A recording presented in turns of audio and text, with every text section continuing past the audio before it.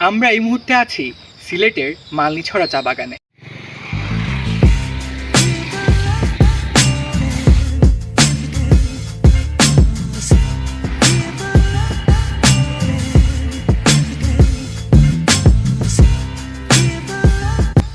এটি শুধু সিলেটের মধ্যে নয়, এমনকি পুরো বাংলাদেশের মধ্যেও নয়, এটি উপমহাদেশের সবথেকে প্রাচীনতম এবং বৃহত্তম চা বাগান।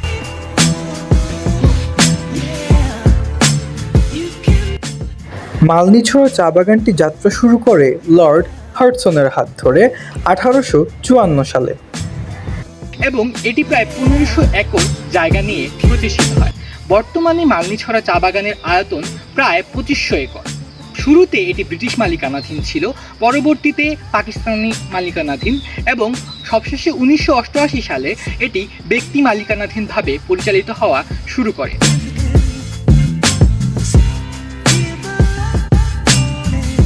বর্তমানে চা বাগানটিতে প্রায় 1300 জন স্থায়ী শ্রমিক রয়েছেন এবং 1000 জন অস্থায়ী শ্রমিক রয়েছেন।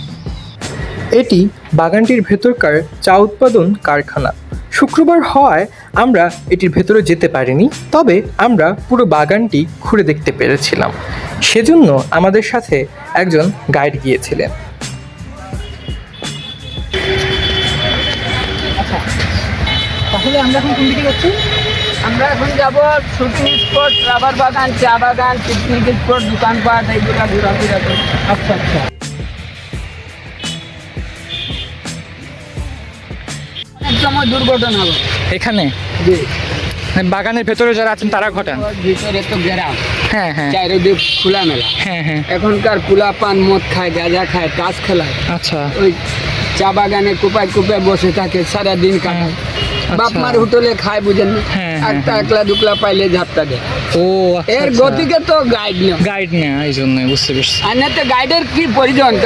আপনি হ্যাঁ। আইসেন কি চা গাছ তুলে নিয়ে যাবেন? না না, উনি আমাদের বাগানটি জুড়ে নিরাপত্তা আশঙ্কার কথা জানালেন। এখানে ধান চাষ হয় না? জি, ওই যে এখানে কি আপনারাই ধান চাষ করেন? এক ফসলা। আচ্ছা, উনি জানালেন বাগানের এই অংশটাতে ওনারা ধানও চাষ করে থাকেন। আপনারা এখানে বছরে কয়বার ধান চাষ করেন? বছরে একবার না? তারপর এবার যখন কাটবেন তারপরে আবার পরের বছর চাষ করবেন, তাই তো? আচ্ছা, ওই কমলার বাগান, তারপর হচ্ছে রাবারের বাগানও করেন না? না না, কমলার বাগানে আগে আসলো, এখন নাই, এখন না, এখন শুধু চা। শুধু চা। আচ্ছা, চা, রাবার। চা রাবার না? কমলার বাগান আপনারা মানে বাদ দিয়েছিলেন কেন? ওগুলা কি ফলন ভালো ছিল না এরকম? ফল ভালো ছিল, হ্যাঁ, আচ্ছা অনেক অনেক সারা দিন ওই ছেলে মেয়ে আড্ডা দিত। আচ্ছা, এগুলা শুকি গাছ না, হ্যাঁ হ্যাঁ হ্যাঁ, ছুত লাগলে তেমনি নষ্ট হয়ে যায়। একটা দেখে আরেকটা, একটা দেখে আরেকটা, একটা দেখে আরেকটা। আচ্ছা আচ্ছা, তো এই জন্য পরবর্তীতে আপনারা কমলা চাষ করে বাদ দিয়েছেন। ওগুলা শুকি গাছ তো। আচ্ছা, কমলা চাষ করার ব্যাপারে উনি ওনার স্থানীয় লোকবিশ্বাসের কথা বললেন। উনি বললেন গাছটি পবিত্র এবং কোনো অসামাজিক কার্যকলাপ বা অপবিত্র মানুষের সংস্পর্শে আসলে গাছটি নাকি নষ্ট হয়ে যায়। এটা হচ্ছে আপনার চা বাগানের গেটে কি মাঝখানে চলে আসছি আমরা? জি জি, আচ্ছা, চারদিকে তাইলে এখানে ওই যে আপনাদের বাগানগুলো এইদিকে না? এটা হইলো লাক্কাতুরা। এটা লাক্কাতুরা, হ্যাঁ জায়গাটা না? বেড়ার এই পার, বেড়ার এই পার লাক্কাতুরা। হ্যাঁ, এই পার হইলো লাক্কাতুরা, আচ্ছা, আর ওই পারে মালনীছড়া। মালনীছড়া। তাহলে আমরা ভেতরে ঢুকবো এখন। হ্যাঁ, আচ্ছা, বাগানের এই অংশটিতে রয়েছে পর্যটকদের বিশ্রাম করার স্থান এবং দোকান। এজিএম এর বাংলো এটা না? হ্যাঁ, ওই যে পাকা রোড দেখছেন, হ্যাঁ হ্যাঁ, ওই যে উপরে যে ওঠার যে রাস্তা। ওনার প্রাইভেট, আচ্ছা আচ্ছা, ব্রিটিশ পিলোটের বাংলো। ব্রিটিশ পিরিয়ডের, হ্যাঁ ওই যে 1854 সালের পরে যেটা হয়েছিল। বাগানটা দেখলাম, ওটা কি মালনীছড়া না? না না, এটা লাক্কাতুরা। লাক্কাতুরা, এই যে এইটার এই পাশ হইলো।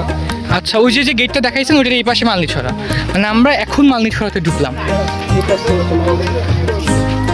এই পাশে লাক্কাতুরা। আচ্ছা, এখানে হচ্ছে যে গেট দিয়ে মালনীছড়া ঢুকে, 1 নাম্বার গেট এটা না? এই যে বাঁশের গেট। তাহলে এখন আমরা ঢুকছি মালনীছড়া। ঠিক আছে, চলো। পিকনিক হয়, নাটক হয়, এই যে টুরিস্টদের বসে ওঠার জায়গা, এইটা চা পান খাওয়ার জায়গা। আচ্ছা আচ্ছা, ও আশ্রম আছে। তার মানে পিকনিক টিকনিক যারা করেন তারা এখানেই করেন না? রাবার বাগানগুলো কোন দিকে? আচ্ছা, ওই উপরের দিক। হ্যাঁ হ্যাঁ হ্যাঁ হ্যাঁ, গাছ দেখতে পাচ্ছি। যেদিকে ঘুরবেন যেদিকে ঘুরবেন ওইদিকে যাবেন। তাহলে এখানে চারদিকে চা বাগান, এই জন্য এই জায়গাটাকে বলে হচ্ছে ত্রিমুখী। তিন দিকে চা বাগান, চান না। এটা হচ্ছে ত্রিমুখী। আপনি এখানে যেদিকেই তাকাবেন শুধু চা বাগান, এখানে আসলে চা বাগান ছাড়া আর কিছুই নাই। সেই ট্রিগুলো আছে, না, হয়ে গেছে। বাতাসটাই অন্যরকম আসলে। আমরা এবার জিজ্ঞেস করলাম চা তোলার পদ্ধতিটা আসলে কেমন, অর্থাৎ ওনারা কিভাবে চা তুলে থাকেন। আপনারা কিভাবে চা তোলেন আসলে?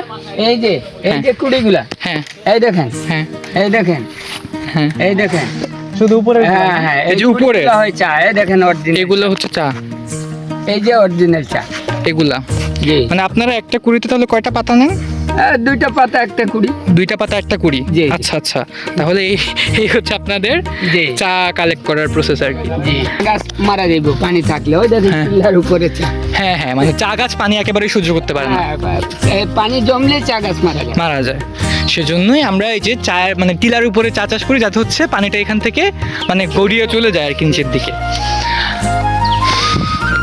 তারপর এই যে এগুলো হচ্ছে সব সেই ট্রি, এগুলো আসলে চায়ের কোয়ালিটিটাকে বাড়ানোর জন্য ব্যবহার করা হয়ে থাকে। কারণ চা হচ্ছে অতিরিক্ত রোদেও ভালো কোয়ালিটি প্রডিউস করতে পারবে না, আবার হচ্ছে বৃষ্টি হলে নষ্ট হয়ে যাবে। কারণ এই জন্যই হচ্ছে চা গাছগুলোকে, গাছের উপর আমরা এই যে গাছগুলো দেখতে পাচ্ছেন, আকাশমণি, তারপর হচ্ছে জারুল, করই, এগুলোকে আসলে লাগানো হয়, যেগুলো সবগুলোই হচ্ছে মাল্টিপারপাস ট্রি। এগুলো আসলে চায়ের কোয়ালিটিটাকে ইনশিওর করার জন্য মূলত লাগানো হয়ে থাকে। বাগান, আচ্ছা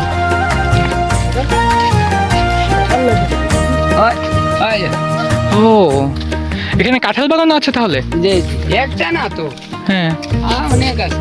আচ্ছা, আপনারা কি মানে আপনারা বাণিজ্যিকভাবে কি এখান থেকে কাঁঠালটাও করেন, চাষ করেন? আমরা খাইতে পারি।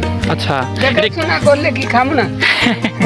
এগুলো কি মানে এমনি আপনাদের জন্য নাকি ওনারা এই যে যে বাগান কর্তৃপক্ষ যারা আছেন এগুলো বিক্রি করেন? মালিক পক্ষ, মালিক মনে পক্ষ। করেন লিজে দিয়া দে। হ্যাঁ আচ্ছা, ও দেখাশোনা তো আমরাই করি। হ্যাঁ হ্যাঁ হ্যাঁ মনে করেন আপনি মালিক, হ্যাঁ। আপনি লিজে দিয়া দিলেন হ্যাঁ। আরেক গ্রুপে, হ্যাঁ ওই গ্রুপে তো আম করে পাহারা দিতে হইব। সেটাই।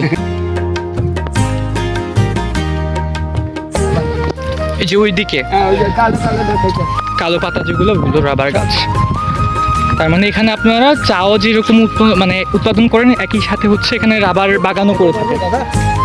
চা থেকে হ্যাঁ। রাবারের দাম বেশি। রাবারের দাম বেশি, এই জন্য আর কি আপনারা চাও চাষ করেন, পাশাপাশি বাগানে মানে রাবার বাগানে রাবারও চাষ করেন। ওই দেখুন কাঁঠাল বাগান, ওই হ্যাঁ। দেখুন কাঁঠাল বাগান, এই দেখুন কাঁঠাল বাগান। কাঁঠাল বাগান, আচ্ছা হ্যাঁ, এই যে কাঁঠাল গাছগুলো পুডিং করা হয়েছে রিসেন্টলি। ওই দেখুন মেহগনি গাছ। মেহগনি।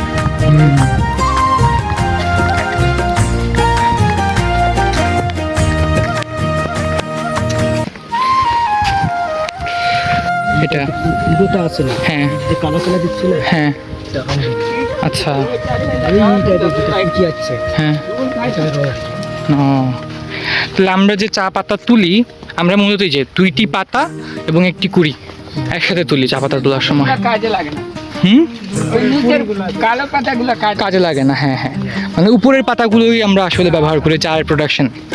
আচ্ছা ওটা এগুলা বনাজি ওষুধ হয় না। হ্যাঁ, এটা হয়তো কি গাছ? হ্যাঁ, ও। এখন কত হইছে না। আর বিষ না লাগিয়া পড়া থাকে, কেটে নিব। আমলকি, হরিতকি, বহেরা সবগুলো ওইখানে আছে না? এগুলা বনাজি ওষুধ। হ্যাঁ, এগুলো তো ওষুধি গাছ। এই যে এটা কি হরিতকি? হ্যাঁ, এটা হরিতকি। ওই দেখেন, ওই দেখেন, হ্যাঁ হ্যাঁ, এই দেখেন, বড়গুলা। এই দেখেন। এগুলো তো অনেক তিক্ত, মানে তিতা। হ্যাঁ, তিতা কষ্ট।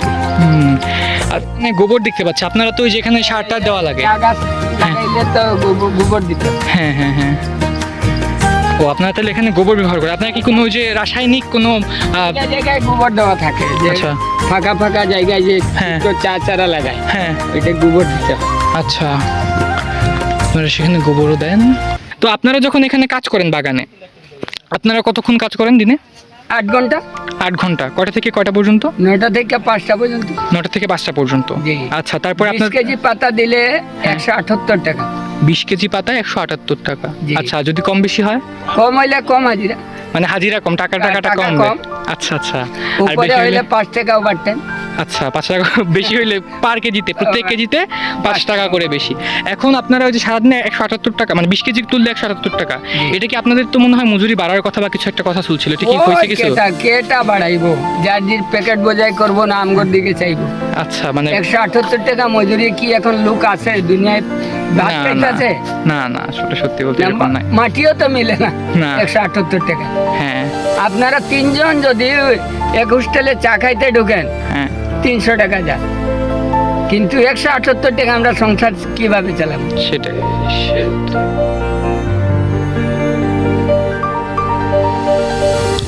কি অদ্ভুত! একবার নিজের কাছে প্রশ্ন করুন তো, আজকের এই বাজারে 178 টাকায় কি কিছু হয়? যারা আমাদের অর্থনীতিতে এত বড় একটা অবদান রাখছেন, আমরা তাদের ন্যায্য মজুরি এখনো নিশ্চিত করতে পারিনি। এই ব্যর্থতার দায় আসলে কার? প্রশ্ন থেকে গেল সকলের কাছে।